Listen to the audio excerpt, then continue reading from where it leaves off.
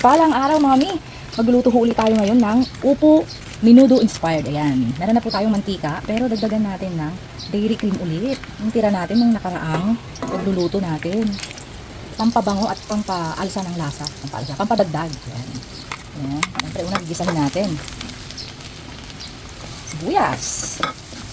At ang ating nilagang karne na may buto-buto at konting mga taba. Taba-taba.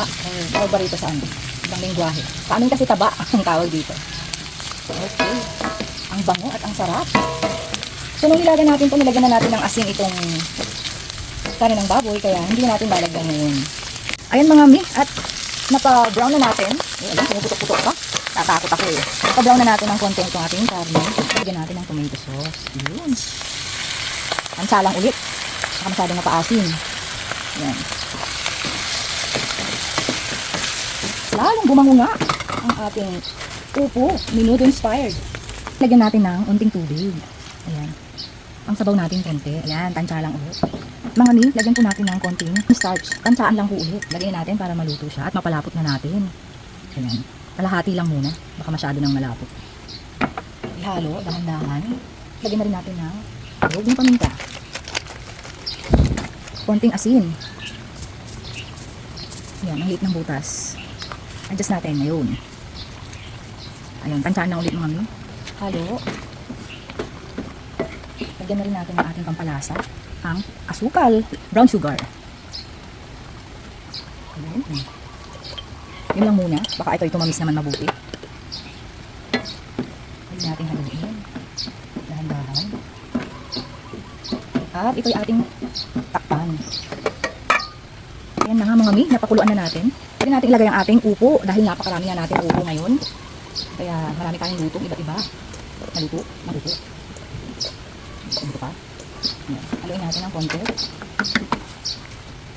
Sinadya po natin malalaki ang ating slice ng upo dahil nagsuswing po ito. Pamaluto. Ayan, parang ang sarap. Kasi ang bango. Hindi ko pa natitikman. Ang sarap na. Ayan. Ating muling pakuluin.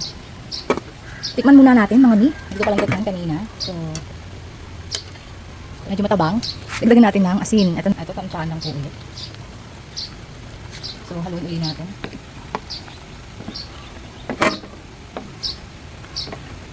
Bango talaga. Panalo to. Sarap. Ayan mga mi. Takpan muli natin. Mga mi, tikman natin. Ilang segundo pa lang. Tikman muli. Alam na natin. Okay na din. Sa mga may mababang timpla, okay na po ito. Pero, lagyan natin muli, konti. Yan. Tapos, lagyan natin muli ng asukal. Parang kumulang kasi dahil nga marami-rami itong ating ingredients.